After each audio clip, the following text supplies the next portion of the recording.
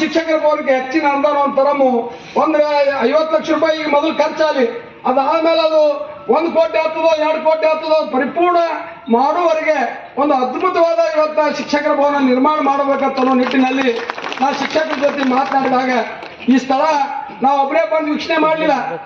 ಆನಂದ್ ಪುಷ್ಕರ್ ಅವ್ರು ಇದ್ರಿಲ್ರಿ, ಎಲ್ಲರೂ ನಿಮ್ಮ ಆಫೀಸ್ನಾಗ ಮೀಟಿಂಗ್ ಮಾಡಿದೆವು. ಎಲ್ಲರೂ ಕೂಡಿ ಇಲ್ಲಿ ಮೀಟಿಂಗ್ ಮಾಡಿ ಈ ಸ್ಥಳ ಆಯ್ಕೆ ಮಾಡಿ ಇದಕ್ಕೊಂದು ಎಸ್ಟಿಮೇಟ್ ಮಾಡಿಸಿ ಆ 50 ಲಕ್ಷ ರೂಪಾಯಿ ವೆಚ್ಚದ ಇವತ್ತ ಪ್ರಥಮ ಹಂತದ ಕಾಮಗಾರಿ ನಾವು ಮುಗಿಸ್ತೀವಿ ಅಂತ ಹೇಳಿಲ್ಲ. ನಮ್ಮ ಕಾರಣಾಗ ನಮ್ಮ ಭಾಷಣದಾಗ ಪ್ರಥಮ ಹಂತದ ಕಾಮಗಾರಿಗೆ ಇವತ್ತು ಚಾಲನೆ ಕೊಟ್ಟಿವಿ. ಅಂದ್ರೆ ಇದಕ್ಕೆ ದ್ವಿತೀಯ ಐತೆ ಅನ್ನಂಗ ಆಯ್ತಲ್ಲ, ಪ್ರಥಮ ಅಂದ್ರೆ ದ್ವಿತೀಯ ಐತೆ ಅನ್ನಂಗ ಆಯ್ತದ ಅರ್ಥ. ಅಂದ್ರೆ ಅದು ದ್ವಿತೀಯ ಹಂತದ ಕಾಮಗಾರಿ ಇನ್ನು ಈಗಾಗಲೇ ನಮ್ಮ ನುಗ್ಲಿಯವ್ರು ಹೇಳ್ಯಾರ, ಅದ್ರ ಜೊತೆಗೆ ನಮ್ಮ BO ಅವ್ರು ಹೇಳ್ಯಾರ. ಸನ್ಮಾನ್ಯ ಶಿಕ್ಷಣ ಸಚಿವರಿಗೆ ಇಡೀ ಇವತ್ತ ದೇವರಿಪ್ಪರಿಗೆ ಆಲ್ಮೇಲೆ ಸಿಂದಗಿ ತಾಲೂಕಿನ ಶಿಕ್ಷಕರ ಪರವಾಗಿ ನಾ ಅತ್ಯಂತ ಕಳಕಳಿ ಮನವಿ ಮಾಡ್ಕೋತೀನಿ. ಈ ಶಿಕ್ಷಕರ ಭವನಕ್ಕಾಗಿ ನೀವು ಇನ್ನೂ ನಮ್ಗೆ 1 ರಿಂದ 1.5 ಕೋಟಿ ರೂಪಾಯಿ ನೀವು ಮಂಜೂರು ಮಾಡಿಸ್ಬೇಕು. ನಮ್ಮ ಶಾಸಕರ ಸ್ಥಳೀಯ ನಿಧಿಯಿಂದ ನಾವು ಇನ್ನೂ ಇದಕ್ಕೆ ಎಷ್ಟು ಕಂಡುಬಿಡ್ತದೆ ಅಷ್ಟು ದುಡ್ಡು ಕೊಡ್ತೀನಿ. ಒಟ್ಟಾರೆಯಾಗಿ ಇವತ್ತ 100/40 ಈ ಸತ್ತು ನಾವು ಶಾಂಕ್ಷನ್ ತಗೊಂಡಿದ್ದು 100 ಉದ್ದ 40 ಆಗಲ್ಲ, ಹಿಂದೆ ಮಂಜೂರಾಗಿದ್ದು 30 ಉದ್ದ 30 ಆಗಲಿತ್ತು. 30 ಉದ್ದ 30 ಆಗಲ್ದಾಗ ಶಿಕ್ಷಕರ ಭವನ ಕೂಡುದಿಲ್ಲ ಅನ್ನೋ ಒಂದೇ ಉದ್ದೇಶದಿಂದ ನಾವು ಸ್ಥಳ ಬದಲಾವಣೆ ಮಾಡಿ ಸನ್ಮಾನ್ಯ ಶಿಕ್ಷಣ ಸಚಿವರಿಂದ ಇದು ಅಡಿಗೆಲ್ಲ ಆಯ್ತಂದ್ರೆ ನಮ್ಗೆ ಅನುದಾನ ಬರ್ತದೆ ಒಂದೇ ಆಸೆ. ಮತ್ತೊಂದು ಅಶೋಕ್ ಬಡವಳಿ ಪ್ರೆಸ್ಟೇಜ್ ಏನೂ ಇಲ್ಲ, ನಂದೇನು ಪ್ರೆಸ್ಟೇಜ್ ಏನಿಲ್ಲ.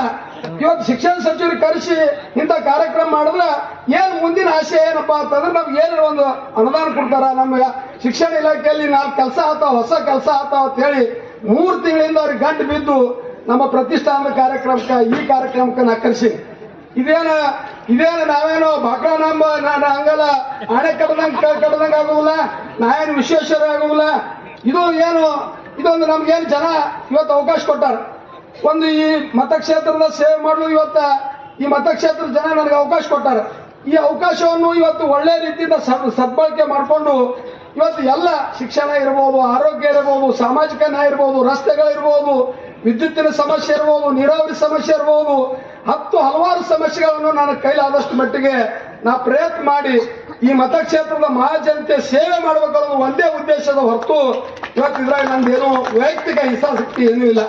ಆ ನಿಟ್ಟಿನಲ್ಲಿ ಇವತ್ತು ನೀವೆಲ್ಲರೂ ಸೇರಿ ಬಹಳ ಒಂದು ಒಳ್ಳೆಯ ಅದ್ಭುತವಾದ ಕಾರ್ಯಕ್ರಮವನ್ನು ಇವತ್ತು ಆಯೋಜನೆ ಮಾಡಿರಿ. ಇವತ್ತ ನಮ್ಮ BO ಅವರಿಗೆ, DDP ಅವರಿಗೆ, ಎಲ್ಲ ಶಿಕ್ಷಕ ಸಂಘದ ಪದಾಧಿಕಾರಿಗಳಿಗೆ, ಶಿಕ್ಷಕರಿಗೆ ನಾವು ವಿಶೇಷವಾದ ಅಭಿನಂದನೆಗಳನ್ನು ಈ ಸಂದರ್ಭದಲ್ಲಿ ಸಲ್ಲಿಸಕ್ಕೆ ಬಯಸ್ತಾ ಇದ್ದೀನಿ. ಅದಕ್ಕೆ ನಮ್ಮ ಎಲ್ಲ ಬೇಡಿಕೆಗಳನ್ನು ಇವತ್ತು ಒಮ್ಮೆ ಬೇಡಿಕೆಗಳು ಈಡೇರಿಸಲಿಕ್ಕೆ ಆಗೋದಿಲ್ಲ, ಅದು ನನಗೂ ಗೊತ್ತೈತಿ. ಯಾಕಂತಂದ್ರೆ ಹಂತವಾಗಿ ಇನ್ನೂ ನಮ್ಮ 2.5 ವರ್ಷದ ಕಾಲಾವಧಿಯಲ್ಲಿ ಇವತ್ತು ನಮ್ಮ ಏನು ಶಿಕ್ಷಣ ಕ್ಷೇತ್ರದಲ್ಲಿ ಏನು ನಮ್ಗೆ ಹಿನ್ನಡೆ ಆಗ್ಯದ, ಆ ಹಿನ್ನಡೆಯನ್ನು ಇವತ್ತು ನಾವು ಪರಿಪೂರ್ಣಗೊಳಿಸಬೇಕಾಗಿತ್ತಂದ್ರೆ ಸದಾಕಾಲ ನಾವು ನಿರಂತರವಾದ ಪ್ರಯತ್ನದಲ್ಲಿದ್ರೆ ಮಾತ್ರ ಅದು ಕೈಗೂಡ್ತದೆ ಅಂತೇಳಿ ಸಂದರ್ಭದಲ್ಲಿ ನಾ ಹೇಳ್ಬೇಕಾಗ್ತದೆ. ಅದಕ್ಕೆ ಇವತ್ತು ನಮ್ಮ ಸರ್ಕಾರ ಶಿಕ್ಷಕರಿಗಾಗಿ, ಇವತ್ತ ಸಂಘಗಳಿಗಾಗಲಿ, ಇವತ್ತ ಶಾಲಾ ಕೊಠಡಿಗಳಾಗಲಿ, ವಿಶೇಷವಾಗಿ ಗ್ರಾಮೀಣ ಮಟ್ಟದ ವಿದ್ಯಾರ್ಥಿನಿಯರಿಗೆ ವಿಶೇಷವಾದ ಸೌಲಭ್ಯಗಳನ್ನು ಕೊಡೋದ್ರ ಜೊತೆಗೆ ಮೂಲಭೂತ ಸೌಕರ್ಯಗಳಿಗೆ ಹೆಚ್ಚಿನ ಒತ್ತು ಕೊಟ್ಟಾರ. ಅವೆಲ್ಲವನ್ನು ಸವಿಸ್ತಾರವಾಗಿ ಸನ್ಮಾನ್ಯ ಶಿಕ್ಷಣ ಸಚಿವರು ತಮ್ಮ ಮುಂದೆ ಇವತ್ತ ಮಾತನಾಡೋರಿದ್ದಾರೆ. ಆ ನಿಟ್ಟಿನಲ್ಲಿ ಇವತ್ತ ಇವೆರಡೂ ಕಾರ್ಯಕ್ರಮಗಳನ್ನು ಅತ್ಯಂತ ಅಭಿಮಾನ, ಗೌರವ ಮತ್ತು ಶಿಸ್ತಿನಿಂದ ಸಂಘಟನೆ ಮಾಡಿ ಈ ಕಾರ್ಯಕ್ರಮವನ್ನು ಯಶಸ್ವಿಗೊಳಿಸಿರುವುದಕ್ಕಾಗಿ ಇವತ್ತು ತಮಗೆಲ್ಲರಿಗೆ ಮತ್ತೊಮ್ಮೆ ಎಲ್ಲ ಶಿಕ್ಷಕರ ವೃಂದಕ್ಕೆ ಮತ್ತು ಎಲ್ಲ ಪದಾಧಿಕಾರಿಗಳಿಗೆ ಮತ್ತು ಇಲ್ಲಿ ಸೇರಿರುವಂತಹ ಎಲ್ಲ ಗಣ್ಯಮಾನ್ಯರಿಗೆ ಮತ್ತೊಮ್ಮೆ ವಂದಿಸಿ ನಾನು 2 ಮಾತು ಮುಗಿಸ್ತೀನಿ. ಜೈ ಹಿಂದ್, ಜೈ ಕರ್ನಾಟಕ.